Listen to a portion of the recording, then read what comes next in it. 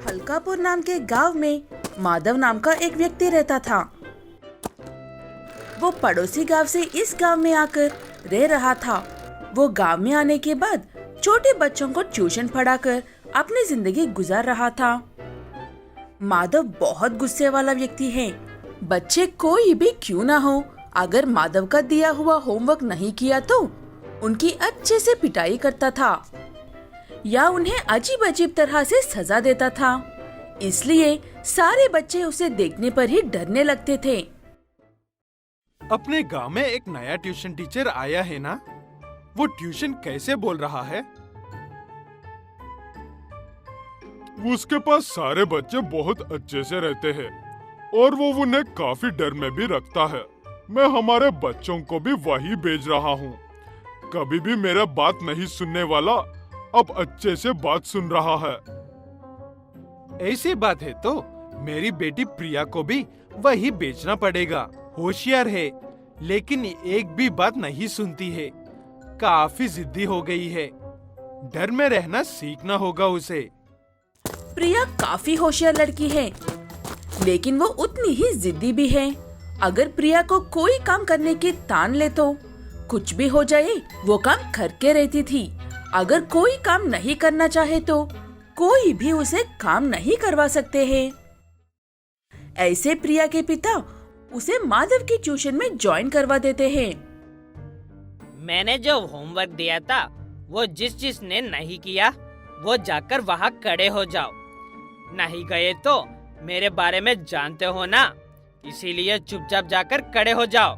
काफी देर बाद एक लड़का जाकर खड़ा हो जाता है। सर, कल मेरी तबीयत बहुत खराब थी सर, इसीलिए होमवर्क नहीं किया। कल 2 होमवर्क एक साथ करके लेकर आऊंगा सर। तबीयत खराब है इसीलिए खाना खाना तो नहीं छोड़ दिया था ना, तो फिर होमवर्क क्यों छोड़ दिया? तू ऐसे नहीं सुनेगा। मैं तुझे आज एक नई पनिशमेंट देता हूँ, इधर आ। तू डरना भूल रहा है। ये कहते हुए माधव उस बच्चे को आंखें बंद करके हाथों में किताबों का वजन उठाकर वहाँ पर मैदान में चक्कर लगाने को कहता है। रास्ते पर पत्थर से टकरा गिरने पर भी दोबारा से उठकर भागने के लिए कहता है, जब तक वो रोकने के लिए ना कह दे। वो सब देख रही प्रिया को माधव देखकर, तुम तो होमवर्क करके आए हो ना प्रिया? मैंने तो आज ही ज्वाइन हुई हूँ मास्टर जी। मुझे कैसे पता होगा आपने कौन सा होमवर्क दिया था? फिर भी पहले से ही सब जानकर कंप्लीट करना चाहिए, वही समझदार बच्चों का काम है। वैसे भी मैंने होमवर्क ना करने वालों को खड़े होने के लिए कहा था ना। तुम्हें भी तमीज नहीं है लड़की, इधर आओ। ये कहते हुए प्रिया को भी वही सजा देता है माधव। उसकी गलती ना होने पर भी उसे सजा देने पर प्रिया को काफी गुस्सा आता है। कल भी बिना होमवर्क किए बिना आए तो कल एक और नया पनिशमेंट दूंगा, इसीलिए याद से होमवर्क करना। ये कहते हुए उन्हें बिना ट्यूशन पढ़ाए ही घर भेज देता है माधव। ट्यूशन की सारे समय में पनिशमेंट देकर होमवर्क में 100 बार ABCD लिखकर आने को कह रहे हैं। ये सब तो हम बचपन में ही सीख चुके हैं ना। जब से हम ज्वाइन हुए हैं तब से वो टीचर हमें यही होमवर्क दे रहे हैं। ये सब हमें पहले से ही आता है कहकर कितने कहने पर भी वही सब करने को कहते हैं। ना करने पर पनिशमेंट देते हैं और वापस घर भेज देते हैं। घर पर नहीं बताया तुम लोगों ने? घर पर बता रहे हैं प्रिया, लेकिन मैं बच्चों को अनुशासन सिखा रहा हूँ कहकर बच जाते हैं ये सर। उसके बाद घर पर बताने की वजह से भी पनिशमेंट दे रहे हैं, इसलिए अब डर कर घर पर भी नहीं बता रहे हैं हम। वो सारी बातें सुनने के बाद प्रिया को उस ट्यूशन टीचर पर शक होने लगता है। वो सच में ट्यूशन टीचर है या नहीं, वो कौन है, इसके बारे में जानने के लिए पूरी कोशिश करती है प्रिया। इसलिए अपने साथ कुछ दोस्तों को लेकर माधव का पीछा करके उसके घर तक पहुंचती है। पता नहीं अब कब तक मुझे ये टीचर के बेस में रहना होगा। चोरी करना तो आसान था, लेकिन इन्हें छुपा कर रखना ही बहुत मुश्किल है। पता नहीं पुलिस वाले मेरे पीछे कब छोड़ेंगे और मैं इस खजाने को बेचकर सुकून से रहूंगा। ये कहते हुए धीरे से नींद में चला जाता है माधव। उसकी ये सारी बातें चुपके से एक खिड़की में से सब सुन लेती है प्रिया। अच्छा, तो ये है इसका असली रूप। ये एक चोर है, इसलिए एबीसीडी के अलावा कुछ नहीं आता। कैसे भी करके मुझे इस पुलिस के हवाले करना होगा। ये कहते हुए अपने दोस्तों के साथ मिलकर जाकर सारी बात पुलिस वालों को बता देती है प्रिया। उसके बाद पुलिस वाले प्रिया के साथ माधव के घर जाकर उसे अरेस्ट कर लेते हैं और प्रिया की समझदारी के लिए पुलिस वाले उसकी तारीफ करते हैं। तुम एक जिद्दी और शरारती लड़की हो सोचता था बेटा, लेकिन तुम कितने बहादुर हो मेरी बच्ची। शाबाश बेटा। बच्चों ने मास्टर के बारे में बहुत बार शिकायत की थी, लेकिन हमने ही उनकी नहीं सुनी। इसीलिए हमेशा बड़ों की बातें बच्चे ही नहीं, बच्चों की बातें भी बड़ों को सुननी चाहिए। ऐसे बातें करते हुए हंसते हुए सब लोग अपने अपने घर चले जाते हैं। सीतापुर नाम के गांव में गोपाल नाम का एक व्यक्ति रहता था। गोपाल सरकार से आने रेशन को गरीब लोगों तक पहुंचाने का काम करता था। उसका काम तो अच्छा है, लेकिन उसकी नीयत खराब है। वो सरकार द्वारा भेज जाने वाले सिर्फ आधे रेशन को देता था। ऐसे वो धनवान बन जाता है। ये क्या है गोपाल, तुम तो चावल दे रहे हो। उस चावल में चावल से ज्यादा तो कंकर ही है। ऐसा ही रहा तो हमारा गुजारा कैसा होगा? तो क्या वो कंकर मैं सार करूं? तुम्हें दे रहा हूँ, वही बड़ी बात है।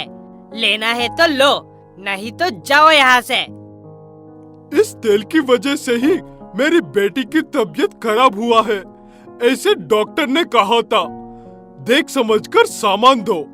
सरकार की तरफ से मुफ्त में रेशन मिलने के बावजूद तुम्हारे इतने नखरे हैं और मेरे ही गलतियाँ निकल रहे हो।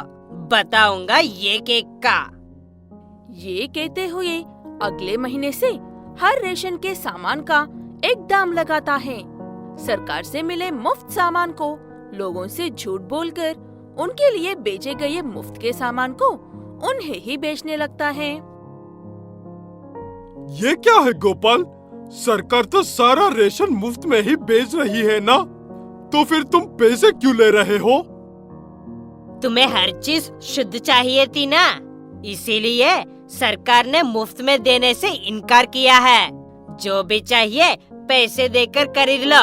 यहाँ पर बाहर की किराना दुकानों से कम दाम में ही मिलेगा सारा सामान। बाहर खरीदने की खासियत नहीं है, इसलिए सारे गांव वाले कम पैसों में उसी के से खरीदने लगते हैं। गोपाल हर रोज सुबह दुकान खोलने से पहले शुद्ध तेल में जानवरों की चर्बी मिलाना और चावल में कंकर मिलाने जैसे काम करके उस रेशन को एक चोर कंपनी का नाम देकर बेच रहा था। ऐसे एक दिन अपना काम खत्म करके घर आए गोपाल उसके घर के किचन में उसी का बनाया हुआ तेल का डब्बा नजर आता है। वो देखकर गोपाल घबराते हुए अपनी पत्नी से पूछता है, ये बहुत सस्ते में मिल गया है था, एक बार इस्तेमाल करके देखते हैं। ये सोचकर लेकर आई हूँ। वो बातें सुनने के बाद अपनी पत्नी से क्या कहेगा कुछ समझ न आने पर, हम पैसे वाले हैं देवी, हमें ऐसे चीप सामान नहीं खरीदनी चाहिए। चलो माल में जाकर अच्छा सामान खरीदते हैं। अपना गांव छोड़कर इतने दूर क्यों आए हो जी? वहाँ पर भी तो मार्केट्स हैं। वैसे भी इतने बड़े मार्केट्स में हर चीज का दाम ज्यादा होता है। जितना महंगा सामान होगा उतना ही बेहतर होगा। वैसे भी अपने गांव के सामान पर भरोसा नहीं कर सकते हैं। ये कहते हुए वो लोग शॉपिंग कर रहे थे।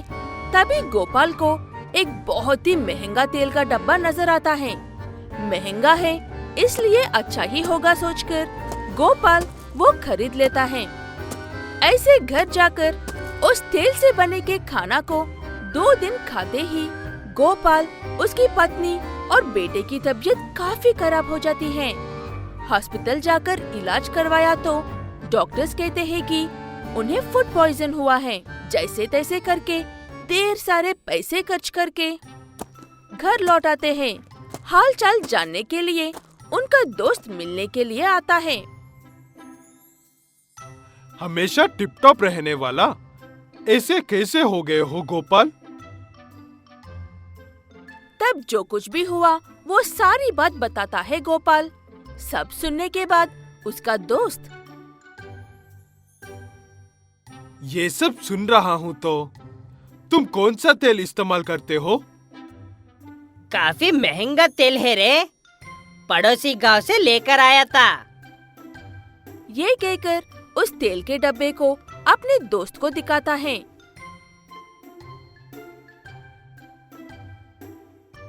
अरे ये तो मेरे बनाए हुए तेल की डब्बा है। हर महीने तेरे रेशन में से आधा मैं ही लेता हूँ ना, उसी में मिलावट करके इस नाम से बेच रहा था और मैं इसे आज तक अपने गांव तक पहुंचा नहीं दिया था और तू खुद वहां जाकर इसे खरीद कर लाए हो। मैं भी ऐसा ही सामान बेचता हूँ, इसीलिए मेरे पास काफी पैसे हैं और उन पैसों से महंगे और शुद्ध सामान को खरीद सकता हूँ। ये सोचा था, लेकिन महंगी चीजों में भी मिलावट होती है और ऐसी चीजों से काफी नुकसान होती है। ये बात मुझे मेरे परिवार को मुसीबत में देखने के बाद पता चली है। मैंने बहुत गलत काम किया है। बात उसके और उसके परिवार के तबीयत तक पहुंचते ही गोपाल को ये बात समझ में आती है कि उसने कितनी बड़ी गलती की थी। उसके बाद से वो अपनी गलती पर शर्मिंदा होकर वो काम रोक देता है और अपने दोस्त से भी उस काम को रोकने के लिए कहता है। तब से बिना कोई मिलावट और धोखे के सबको शुद्ध सामान ही दे रहा था गोपाल और अपने परिवार के साथ अच्छे से और सुकून से रह रहा था। ऐसे हर किसी को शुद्ध सामान ही मिलना चाहिए, चाहे वो गरीब हो या अमीर। ये सोचकर गोपाल अपने दोस्त के साथ मिलकर एक कंपनी खोलता है जिसमें सब शुद्ध सामान ही बनता था और वो भी बहुत ही कम दाम में।